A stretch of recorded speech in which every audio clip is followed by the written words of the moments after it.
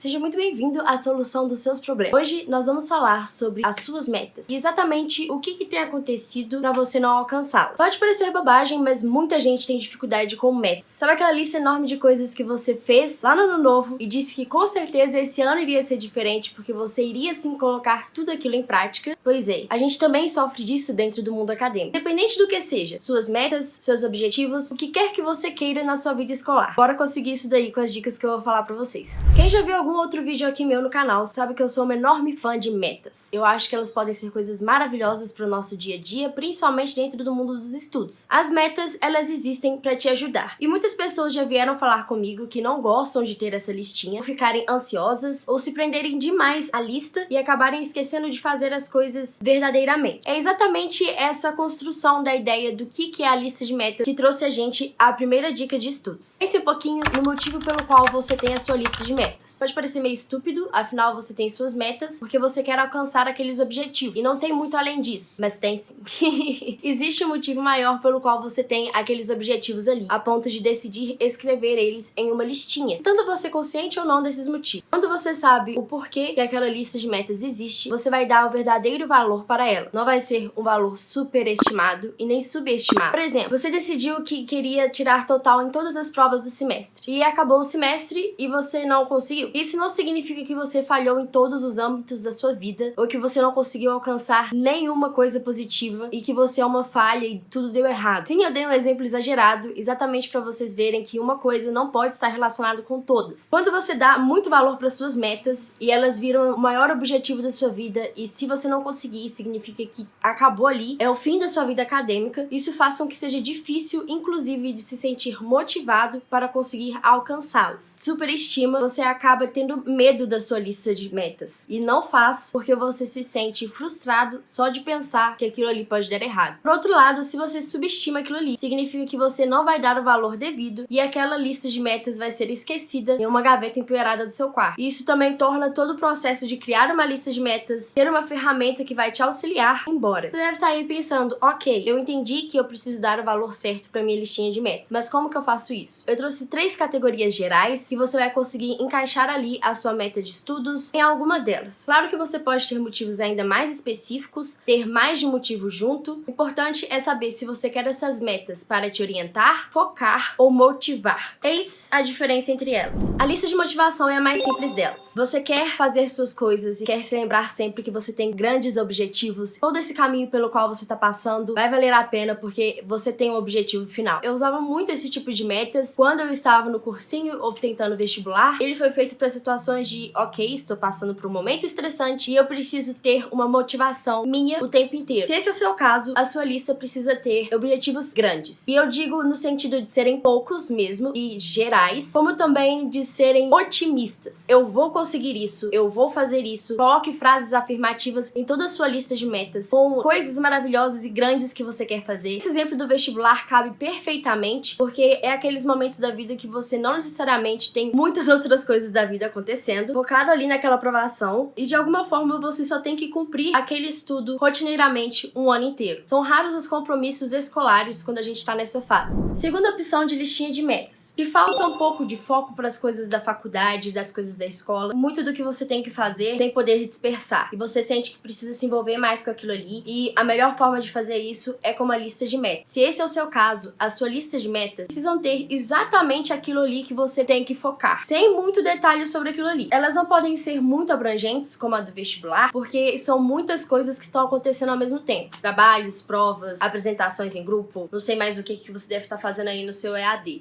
Se você veio do futuro das suas aulas presenciais. E é exatamente por isso que elas precisam ser certas. Nada de frufru, detalhes, enrolação, frases curtas. Estudar para tal prova. Fazer o trabalho tal. Fazer tal coisa. Tem essas metas muito bem claras na sua lista. Coisas muito abrangentes não vão te ajudar a ter esse foco. Você vai ficar disperso porque a sua lista não vai estar cumprindo a sua função. Outra coisa também que é bom de se fazer nessa listinha é de colocar algumas pequenas coisas que você acredita ser fácil para te dar aquela motivaçãozinha. Vamos supor que você tem 2 tarefas pra fazer hoje na sua listinha. Os slides de uma apresentação, passar a limpo a aula de ontem. Às vezes é interessante colocar do lado também, arrumar a sua cama, assistir as aulas de hoje, fazendo um pequeno alongamento. À medida que você faz, você vai marcar o check. No final, quando você vê a sua listinha com 3 checks e apenas 2 faltando, você vai ter muito mais estímulo pra poder terminar aquela lista do que se você simplesmente tivesse que começar ela do zero. O terceiro tipo de lista é a que eu mais uso hoje, que é a lista pra te dar uma pequena orientação. Isso é quando você tem aquele mundo de coisas pra fazer e não sabe por onde começar, ou até mesmo aquelas coisas que você até sabe por onde começar, mas você simplesmente procrastina uma eternidade.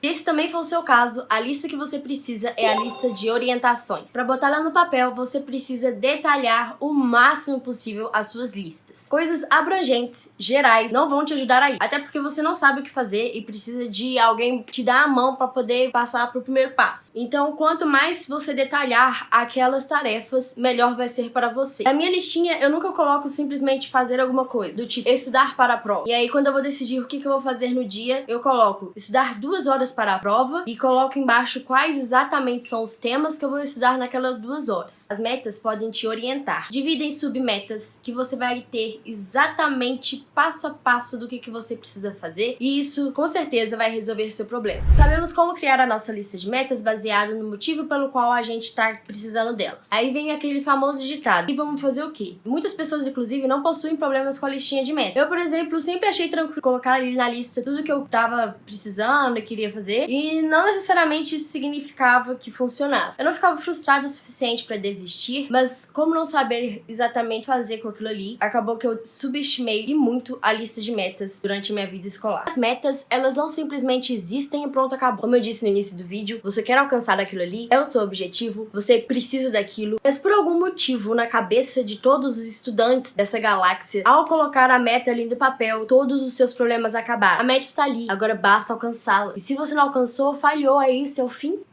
Eu tenho certeza que você já fez isso, eu já fiz isso, eu já vi várias pessoas fazendo isso, que é inclusive a nossa segunda dica. Pelo amor de Deus, não simplesmente escreva a sua meta no papel e finja que ela não existe. Em outras palavras, dê um planejamento para suas metas.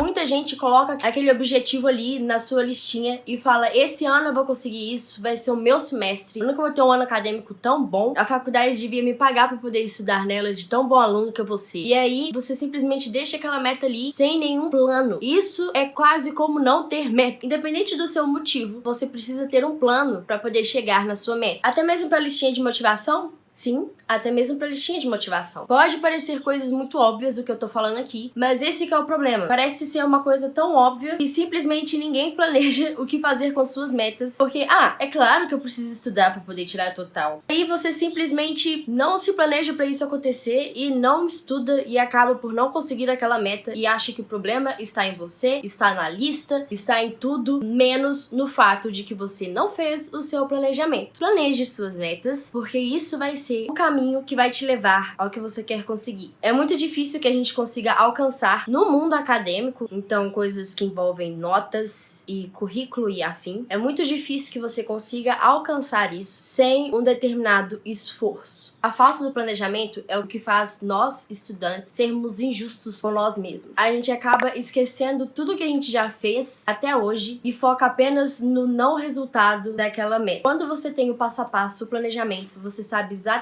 o tanto que você já fez e é ótimo ver que você está em um progresso, que as coisas estão evoluindo e que sim, elas podem dar certo, basta você continuar tentando. A terceira dica, ela definitivamente é a mais importante delas. O que fazer quando as metas deram errado? Coloquei na minha listinha que eu queria fazer tal coisa, não consegui, e agora? Pois eu também tenho uma solução para esses casos. É uma solução bem simples, inclusive. Basta você não esperar dar errado para poder entender como que tá a sua situação atual. Você não precisa zerar uma prova para entender que você estava estudando errado e que seu planejamento deu errado ou que sua lista estava mal feita. É preciso que, inclusive dentro do seu planejamento, existam certos checkpoints. Momentos em que você vai checar se a sua estratégia está de acordo com os seus resultados. Se você está estudando para o vestibular, fez aquele simulado e foi mal, mude a sua estratégia. Volte no seu planejamento. Dê uma olhadinha no que aconteceu e conserte. Se você quer sempre entregar seus trabalhos em dia, conseguir manejar a vida curricular com a extracurricular e sente que não tá conseguindo, que isso tá consumindo o seu tempo e sua vida pessoal tá ficando de lado, para e procura onde que tá o problema. Se você quer melhorar sua nota nas provas, tente fazer sempre muitas questões. Se você foi mal, para e perceba onde exatamente você errou e tente consertar. É isso mesmo que você ouviu. Eu acabei de dar vários exemplos falando a mesma coisa, porque, por incrível que pareça, esse é o maior erro que todo mundo comete o tempo inteiro, que é não parar para pensar nos próprios erros. Você precisa, depois de ter tido um resultado ruim, uma fase ruim, o que for, se te bateu aquele sentimento de que não tá bom, volta e procura onde você errou. Não adianta você criar novas estratégias, novos objetivos, mudar de país, trocar de nome e pintar o cabelo, porque se você não sabe onde você errou, a chance de você errar de novo com a mesma coisa é incrivelmente alta. Tenta mudar a sua estratégia. E faça isso dentro do seu planejamento, inclusive. Não deixe para poder fazer muito em cima da hora. Tenha mais de um checkpoint em que você vai fazer essa análise e tenha um método de analisar os seus resultados. Para quem faz prova é muito mais fácil, é só analisar o número de questões que você está acertando e você vai ter aí a sua resposta. Se o seu caso for conciliar várias áreas da vida, é um pouquinho mais complexo, porque você vai ter que lidar realmente com o seu bem-estar e o número de tarefas feitas. Então, se normalmente você gastava 3 horas por dia fazendo coisas pra você e esse número de horas diminuiu, gastando mais tempo do que deveria na faculdade, sem ter o retorno adequado para aquele esforço que você fez. Eu ainda vou fazer um vídeo só falando sobre quais são as estratégias possíveis para se conciliar várias coisas e ter um mundo acadêmico, curricular, extracurricular em paz com as outras áreas da vida. Pra terminar, temos ainda uma última dica. Isso que eu falei aqui é necessário que você leve para aquilo que você consegue ou não fazer, para aquilo que faz sentido para você. O melhor jeito de fazer isso é entendendo um pouquinho sobre si mesmo. E é por isso que eu criei uma série de vídeos aqui no YouTube com guias práticos de estudo baseado nas 16 personalidades do teste MBTI. Já fiz o vídeo sobre algumas personalidades e não demoro para trazer o vídeo sobre as outras próximas. Entender um pouquinho sobre como a gente funciona ajuda a trazer tudo isso que eu falei aqui para dentro da sua realidade, da sua cabeça e fazer com que isso funcione. Entender faz parte do processo de criação das suas metas, planejamento delas e tentar entender exatamente onde você errou e como que faz para poder melhorar. Por isso, não deixe de se inscrever aqui no canal, porque semana que vem eu volto com outro vídeo com mais dicas de estudos. Um beijo e até a próxima!